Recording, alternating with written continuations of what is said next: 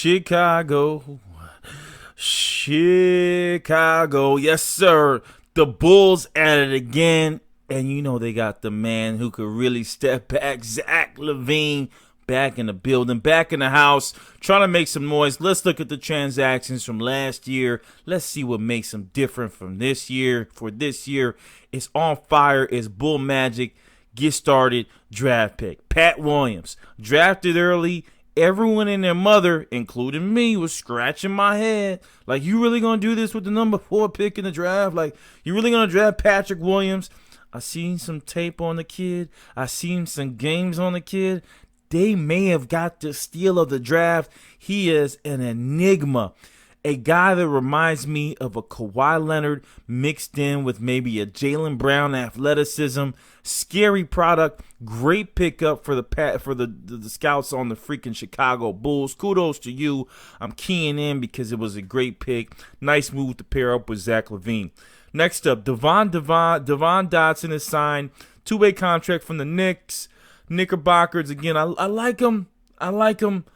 Just didn't think there was another opportunity here for him. But he signs there. Take it while you got it. Good luck to him and Devon Dotson. Denzel Valentine, yeah, the consistent warrior, if you want to call him that. You know, the intangible technical basketball player. He re-signs with the team. Adam Coca-Cola, have no clue who he is. I guess he can shoot the 3. I like his last name. Zach Norvell is signed. A guy that really didn't get the opportunity with the Lake Show. Comes over. He's another guy that's supposed to be able to shoot the 3. We'll see what he brings to the table for the New York Knickerbockers. Next up, man, Denver really gutted themselves. I'm excited to talk about Denver because they're not the same team, and I don't expect the same year. It's a shame they gutted their team like they did, but Noah Vonleh is gone, and he comes over to the Bulls. Will he ever get an opportunity to showcase what he is and what he has? I don't know. Garrett Temple signed as a free agent, a 3-point shooter, and then Marko Samanovic signed to play in Europe. Another player stashed away that's gone, going over to Europe to again test his skill and his matter over there. Let's see what they got from a roster position and their stats. Last year, I want to get into the player stats. Obviously, that's the key point of looking at this team and what they were doing last year. Kobe White, their young rook. Let's go stop. Ryan Archie. I'm not going to pronounce it. Solid defender. Solid general. Like him. Chris Dunn is gone. Cristiano Felicio returns. Again, didn't play much, but a solid backup. Daniel Gafford returns. Great pickup for them. Starting to make some rounds now. Starting to improve. Did not see Shaquille Harrison on the roster, but we shall recheck it. He's an exciting player for me. I think he basically X's out Chris Dunn. Chandler Hutchinson joins the team or already has joined the team as their 3-and-D players, doing well at that. Wendell Carter Jr. is there. Their future center. Their center, let's not say future. Their center, 11 points, 53% from the field goal line, 20% there. Let me go back to the stat lines. Ryan shot 39% from 3. Chris Dunn was horrible. Shaquille Harrison, 38% from 3. Again, a big improvement over Dunn. That's why he's still there.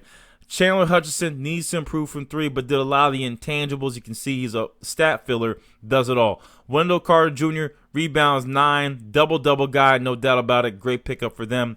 Otto Porter Jr., a guy that really was looked upon as a potential superstar for the Wizards, never came along.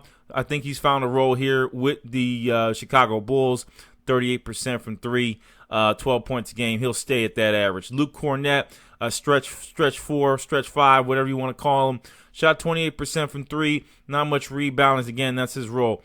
Zach Lavine, 25.5 points per freaking game. 38%, 45% from field goal range, 38% from 3, 80% field goal shooter. He's an all-star. Okay, Zach Lavine's an all-star. This is what they got. What a super talent. And the way that he's grown since getting away from Minnesota is incredible. Lauri Markkanen, a guy that's going to have to come on this year. 15 points a game, came on last year, a little bit more. A potential, I may say this. I don't want to say Dirk Nowitzki would handle, but watch out for Lauri. 34% from 3, 42% from the field, 82% field goal shooter. He is going to be the key to where they go if they can make a playoff push.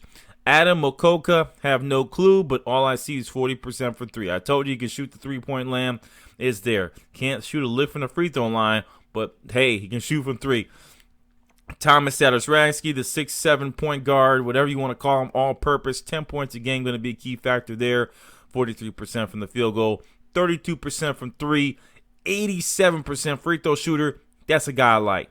Max Strauss, have no clue about him, but it shows he shot 66% from the field in one game. Probably only had one shot, but we'll see what he can bring. Denzel Valentine, 7 points for consummate professional, 33%. They got a lot of good three-point shooters. 33% for three, 40% field goal range. Kobe White surprised me. 13 points a game. Very solid. Could they make a core of the big three of a Lavine, a Kobe White, and then a Zach Lavine and a Lauri Marketing? I'm telling you, they got all the makings to make a payoff push. Again, 39% from the field, 35% from three, 80%, almost 80% free throw shooter. 3.5 on the assist lane. Really like him. Solid player. Don't know if he's a point guard, though, but we shall see. I think they should leave him there, especially with the handles on Zach Lavine. Then Thaddeus Young, the old vet, comes in. 10 points a game, 35% from three, 45% from field goal range. Horrible free throw shooter.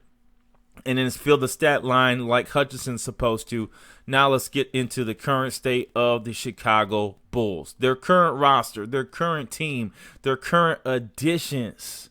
Who has been making it happen for them right now in the GM role? They added Billy Donovan. Mo Cheeks is there as well. Solid team. Looks like he brought over his whole team from the goddamn, yes, Oklahoma City Thunder. Now let's look at the squad. Ryan is there. Picture, close, defender. Wendell Carter Jr. I think he's going to have a tremendous season, and what he's doing right now is enough. Solid. Great player. Could average more on a sorrier team, but they got too much talent. Devon Dotson, let's see what he brings to the table. Feliciano, a good backup. Daniel Gafford, another good backup at center for Wendell Carter. He's going to be critical because I think they're missing that shot blocking. They're missing that shot blocking on this team. Chandler Hutchinson, the all-around glue guy, 3-and-D, solid, should get some minutes this year. Luke Cornett, I mentioned the stretch three. Zach Lavine's still there, their number one scorer. Exciting how he excelled and grew with the Chicago Bulls. He became a man on his own. Lauri Markkanen, will he become a man? Finally, shows all the flashes of becoming one of the great power forwards, stretch forwards in the league, and I expect to see more from him. He's critical. Adam Mokoka comes over. They talk about him a little bit. Again, 11th or 12th man. Let's see if he plays. Zach Norvell's trying to make this team from the Lake Show. Otto Porter, expectations are continue what you're doing.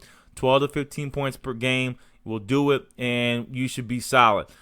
Thomas Satoransky, a big surprise from the Wizards, came over, really surprised them in that Otto Porter trade, and I think is a steal for them at point guard.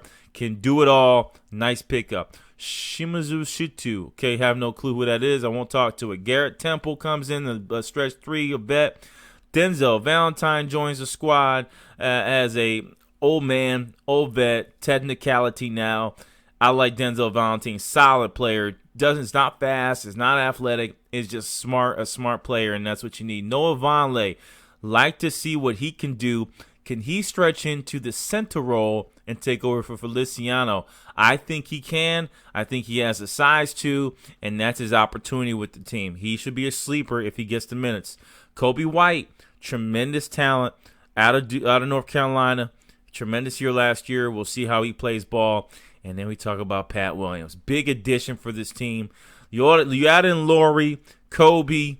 Then you got Pat Williams. Then you got Zach Lavine and Wendell. Solid front five. The five starters are set. Obviously, I would love to see Patrick start. They may start Hutchison in the interim and then let him get gameplay. But even actually Thaddeus Young is probably going to start. But again, they got a gem here. Let's see what they do with him. Thaddeus Young, an old vet, still playing, still making things happen. I wish he I wish he was on the Lakers or something, right? With his career, what he's done, he deserves to be on a championship team and make that final run. He was a superstar at one point in the NBA. All-star type talent in the NBA. And now he's leading this team from a veteran perspective, but can still play, and is probably still one of the more athletic players they have on the squad. So you add all of this up, and we take a look at that crazy divisional race and the team movement. And hold on, let's get to the depth chart, man. Let's see what we talking about. Man. I'm talking out of my mouth for no reason. Kobe and Thomas at the point guard. Thomas Sarowski is a backup. Shooting guard, they got Zach and Denzel. I think somebody else will sneak in there, and I think that somebody else is Pat Williams. Can he sneak in there and take some time from Denzel Valentine at that position? Small forward, Otto Porter Jr. is pretty much set there. I think Pat's the better overall talent. I would like to see Otto Porter by midseason, after Pat gets his feet wet, moved into the secondary role. Pat start with Zach. Whew, that would be nuts. Chad at the third guy slot, right? Lauri Markkanen, the power forward. Then we got Patrick Williams there too. Be careful. It's definitely going to be a Noah Vonleh type ball play. And then we have Thaddeus Young coming in at that power forward position. That's a position that they're a little bit light in, but I think with the addition of Noah Vonleh, he'll be able to do a few different things there, maybe even Otto Porter at 6'8". Center, Wendell Carter Jr., then Dan Gafford, and then you got Vonleh and several others that can fill in that slot if needed for short runs. Overall, the Chicago Bulls are definitely improved. If they get another big draft where they get another lottery pick with some of the big men that are available, maybe a James Wiseman would fit in here. If they could get one level up, a superstar level talent at the center position, it would be interesting for this team and what they do. I think they're well set up now to start to build that playoff rush. They got the coaching, everything they need to start to make waves that we're trying to get into the playoffs, and now is the time. They have all the pieces. They need to solidify their second string a little bit more. Definitely a center position would help. Again, Wendell's a tremendous player. Not sure if he's an all-star. It's getting to that point where you need to be an all-star for your starting five, because that's how good the league is. In my opinion, Kobe White could be that. Zach Lavine is.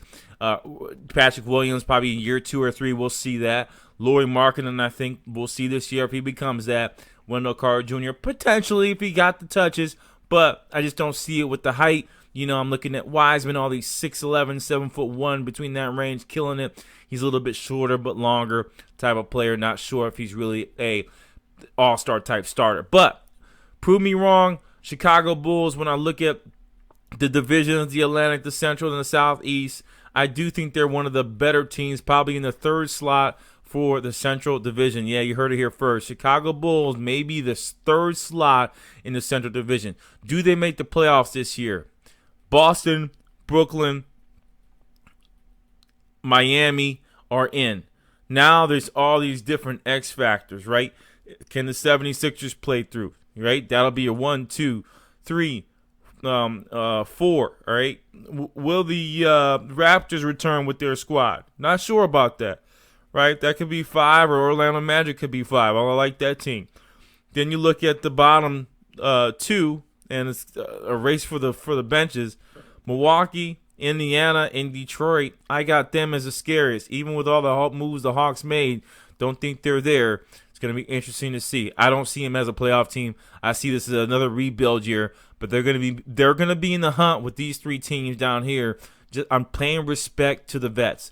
You know, I know Washington is there. I understand that. And I know Atlanta Hawks made some moves. However, current state, until I see them gel, I got these 3 as the bottom 3 in the East. And it's going to be tough for Chicago to try to beat out Detroit, Indiana, and Milwaukee for that final playoff spot. But we shall see. Bulls made improvements. Bulls look exciting. I'll watch them. And now we go back to the drive. And I'm out of here with the step back. Chicago Bulls review. Changes. Let's go. NBA, it's on. Peace.